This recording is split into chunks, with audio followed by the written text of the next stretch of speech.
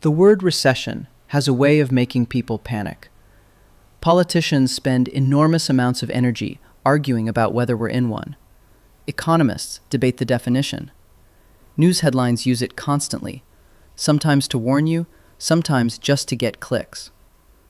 But most people, if you ask them to actually explain what a recession is, would struggle. So let's fix that. What is a recession?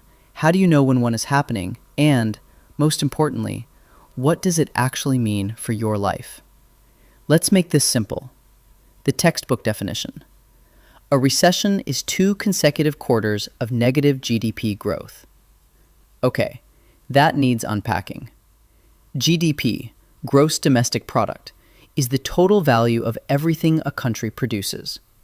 Every product made, every service sold, every dollar of economic activity. It gets measured every 3 months. Those 3-month periods are called quarters. If GDP shrinks for 1 quarter, that's a bad sign. If it shrinks for 2 quarters in a row, 6 months, economists officially call it a recession. That's the rule. But here's the first important thing to understand. This definition is backward-looking. By the time 2 quarters of data are collected, reported, revised, and officially declared, you're probably already 4 to 6 months into the recession, and nobody's officially said it yet. The declaration comes late. The reality arrived earlier. So waiting for the official announcement before you start paying attention is like waiting for the doctor to tell you your arm is broken after you've already been sitting with it for months. The information comes after the fact. What does a recession actually look like in the real world? It starts subtly. Companies get cautious. They slow hiring. Job postings decline. Then layoffs. Then consumers pull back. When consumers pull back, companies sell less. More layoffs, less spending, more cutbacks. Each thing makes the next thing worse. Economists call this a negative feedback loop. Unemployment goes up. Tax revenue goes down. The stock market falls. People see retirement accounts shrinking, feel poorer, and spend even less. But every single recession in American history has ended. Every one. The economy has always recovered. Recessions don't just happen for no reason. Something triggers them. An external shock, like COVID in 2020.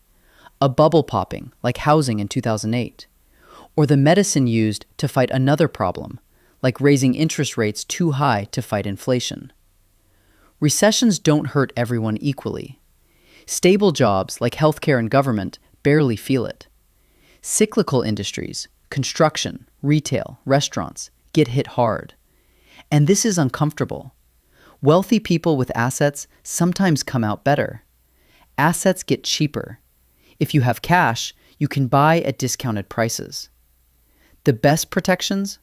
An emergency fund of 3 to 6 months of expenses. Skill building if your industry is vulnerable. And on investing, don't panic and sell at the bottom.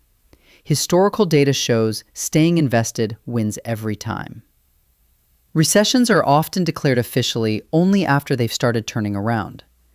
The 2020 recession was declared in June. The economy had already started recovering. A recession is when economic output shrinks for at least 6 months. They hurt unevenly. They always end. Your best protections?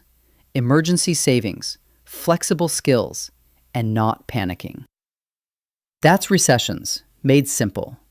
Next video, the Federal Reserve, a group of unelected people with enormous power over your mortgage, your job, and the price of everything. Subscribe if you want that one.